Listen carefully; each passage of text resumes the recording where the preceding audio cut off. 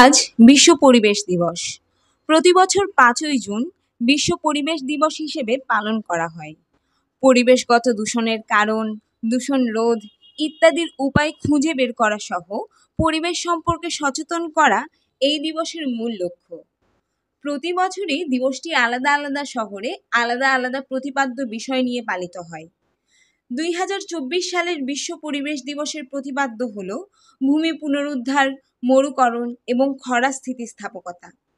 ১৯৬৮ সালের ২০শে মে জাতিসংঘের অর্থনীতি ও সামাজিক পরিষদের কাছে একটি চিঠি পাঠায় সুইডেন সরকার। চিঠির বিষয়বস্তু ছিল প্রকৃতি ও পরিবেশ দূষণ সম্পর্কে তাদের গভীর উদ্বেগের কথা।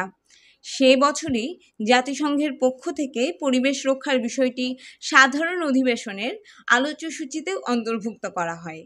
পরের বছর জাতিসংঘের পক্ষ থেকে পরিবেশ রক্ষার বিষয়ে বিস্তারিত আলোচনা এবং সমাধানের উপায় খুঁজতে সদস্য রাষ্ট্রগুলোর সম্মতিতে সুইডেনের রাজধানী স্টকহোমে ১৯৭২ সালের ৫ থেকে ১৬ জুন জাতিসংঘ মানব পরিবেশ সম্মেলনে অনুষ্ঠিত হয়।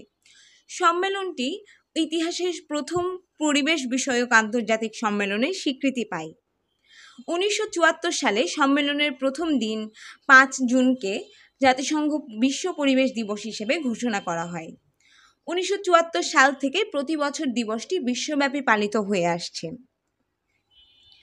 বিশ্ব পরিবেশ দিবস সচেতনতা বাড়াতে এবং পরিবেশগত সমস্যাগুলি মোকাবেলা করার জন্য পদক্ষেপগুলোকে একত্রিত করার জন্য একটি বৈশ্বিক প্ল্যাটফর্ম হিসেবে অপরিসীম তাৎপর্য বহন করে।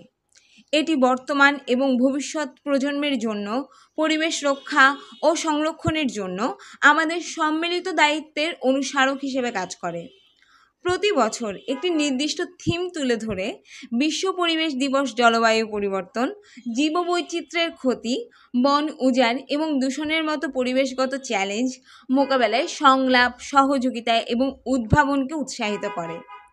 সম্প্রদায় ইভেন্ট, প্রচার অভিযান এবং উদ্যোগের মাধ্যমে একটি বিশ্বব্যাপী ব্যক্তি, সরকার এবং ব্যবসা এবং সংস্থাগুলোকে একটি টেকসই এবং স্থিতিস্থাপক গ্রহ নির্মাণের দিকে অর্থপূর্ণ পদক্ষেপ নিতে অনুপ্রাণিত করে। ভূমি পুনরুদ্ধারের জরুরি আহ্বান হল বিশ্ব পরিবেশ দিবস ২০২৪কে আরও জোরদার করা। অরণ্য উজাড় এবং অতিরিক্ত পশুচারণের মতো অস্থিতিশীল মানবিক কার্যকলাপের কারণে উর্বর জমির উদ্বেগজনক অবক্ষয়কে নির্দেশ করা।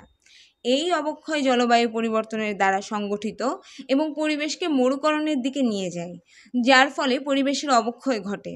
এর ফলে উর্বর জমি তার উৎপাদনশীলতা হারায় এবং খাদ্য নিরাপত্তাহীনতা বড় আকার ধারণ করে। বিশেষ করে দুর্বল জনগোষ্ঠীর মধ্যে অপুষ্টির প্রবণতা বেড়ে যায়।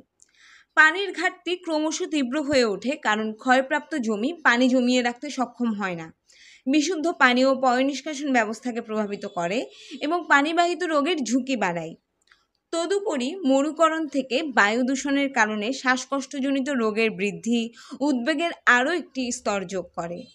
অবশেষে জীববৈচিত্র্যের ক্ষতি বাস্তুতন্ত্রকে ব্যাহত করে, ঔষধি গাছের প্রাপ্যতা হ্রাস করে এবং জুনোটিক রোগের যেমন ব্যাকটেরিয়া ও ভাইরাস দ্বারা সৃষ্ট বিভিন্ন সংক্রামক রোগ বিস্তারকে সম্ভাব্যভাবে সহজতর করে মানব স্বাস্থ্যকে প্রভাবিত করে।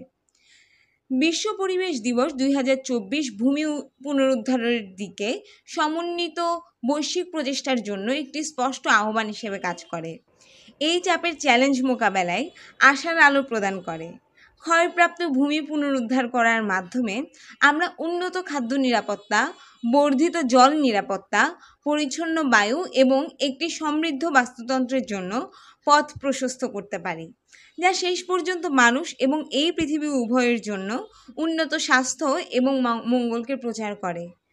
তাই আসুন সবাই মিলে বলি, করব ভূমি পুনরুদ্ধার, রুখব মরুময়তা, অর্জন করতে হবে খরা সহনশীলতা। ধন্যবাদ।